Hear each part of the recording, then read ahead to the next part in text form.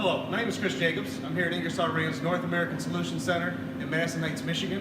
And what I'd like to do for you today is demonstrate the inline handle that we have coupled with a standard pneumatic balancer.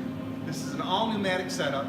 Basically what we're doing is we're eliminating the up-down push button control of the up-down, and we're replacing it with an inline control. The inline control is very simple. Pull down on the handle and the load is going to go down. Lift up on the handle and the load is going to go up. I have approximately 275 pounds of plates on this setup. Put a force gauge on the control handle, and it's roughly 2 to 3 pounds of force to raise and lower the 275 pounds that we have on here. From there, like any pneumatic setup, we basically have 6 inches of float that you can raise the load, and 6 inches down that you got float. So if you wanted to do some spotting, you can do that as well.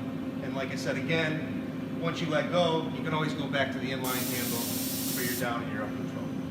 If you're interested in this setup, please feel free to contact your local sales manager or visit IngersollRandProducts.com. Thank you.